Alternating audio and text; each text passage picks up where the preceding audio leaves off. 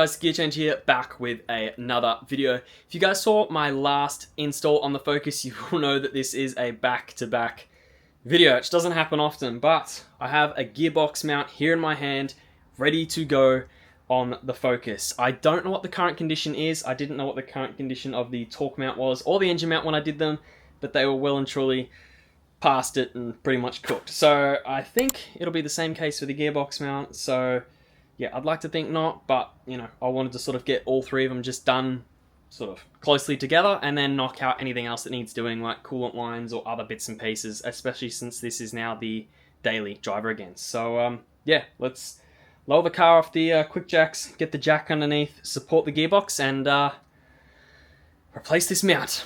Now, to locate the gearbox mount, it is under the battery. So I've got to take this compartment off. I can go on the floor.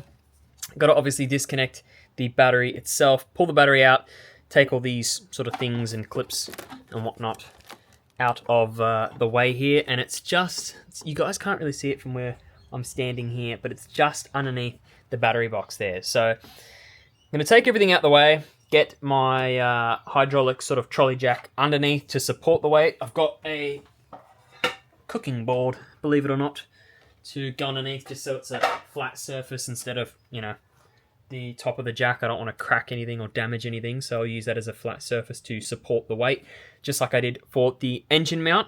And then once that is done, we should be able to take the bolts out, take the old mount out, inspect it, and put the new one in. So let's double check this is on the right mode. Oh no, it is not. There we go. I don't want to loosen it too much, but that should come off surely. No, that's on pretty tight. Right, what about now?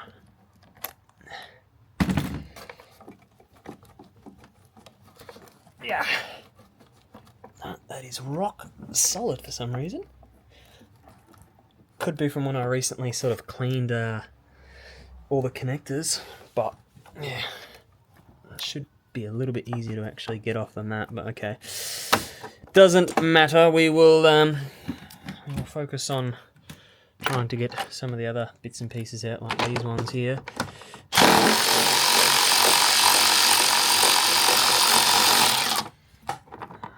Let's come a little bit loose. There we go.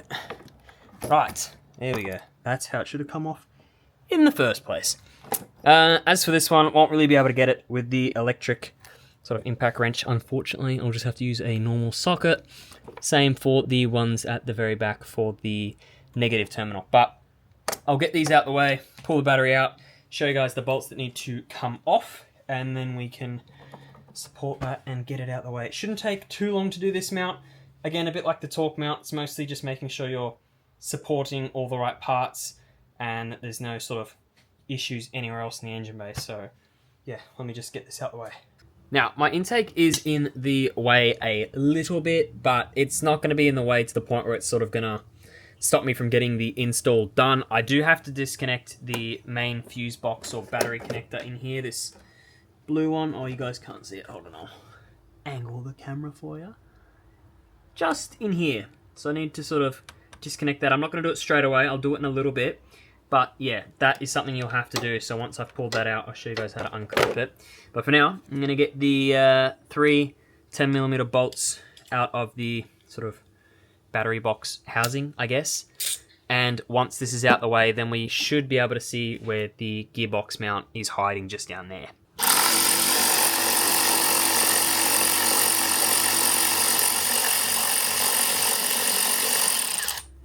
There's one of them. So chuck that up there carefully. Let's see if I can maneuver this in through here. Okay, this is probably why they said take the airbox out. Oh, there goes my camera. Oh no, guys. Hold on. Right, so I did get the bolt up the back off, but unfortunately the camera started to fall over. So we'll have to make do with this new camera angle. try and get it off. by hand. These bolts actually don't seem as long or as threaded as I thought. Oh, this one might be a bit longer than the previous one.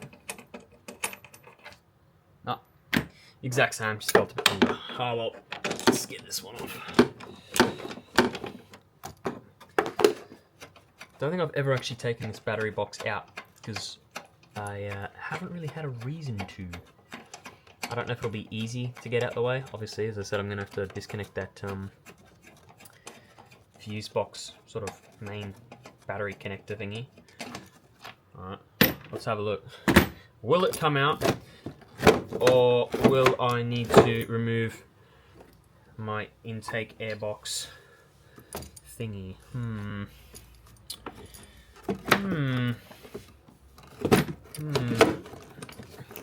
Yeah. Okay.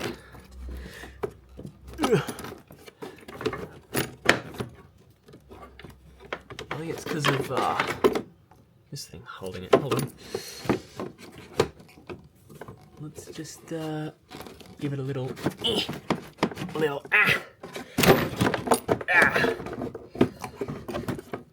Perfection.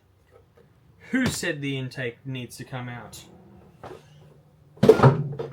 Lots of people, actually. But anyway, let's investigate. I don't know. I don't actually know if this looks like it's completely stuffed, guys. It's a bit hard to really tell. Because I've got this bracket on top of it here, but I don't know. I mean, there's rubber up the back there that I can't see just yet because I've still got this thing on the top, but I don't know if that looks well and truly toast. I'm going to replace it anyway because it's definitely the factory mount. It's probably been there 16 years like all the other bits and pieces that I'm slowly but surely getting to, but yeah. Let's disconnect this thing here, just so I've got a bit of space for the wiring. I don't want to break anything, and then we'll get to removing this. Okay, so I have got the trolley jack underneath the gearbox holding up the weight currently. I've got to take out these 15mm bolts that are holding the sort of outer bracket out, and then obviously the center bolt. So I've loosened them with a 15mm ratchet. I've got Dad there just double checking that the trolley jack is doing its job properly. And then yeah, once we've got this out the way, we'll take the center bolt out.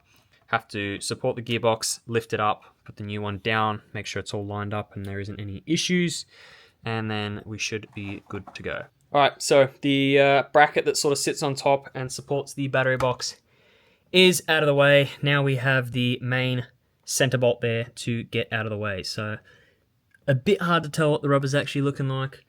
It's sort of looking like there's a bit of a tear right here at the front, so that could be contributing to quite a number of things. I don't know if you guys can see it. You'll be able to see it once I pull it out. But yeah, just got to take this center bolt out now, lift the gearbox up a bit more with the trolley jack, line everything back up with the new one, make sure it's all in place like this one here, put all the bolts down, put all this down, and then should be able to put the battery box back in without sort of too much fiddling with the wiring. So let's get this last bolt out. Now, so the old mount is out of the car, and as you guys can see, it's not looking too pretty, unfortunately. It's got some tears that have already occurred or have pretty much occurred.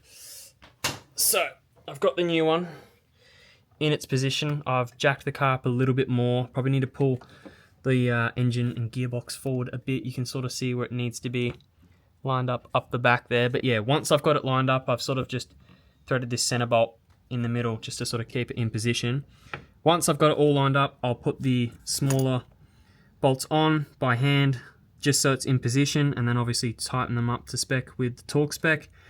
Once that's done, I've got to make sure it's obviously in the right spot. I can put the battery box on and the gearbox install should be done.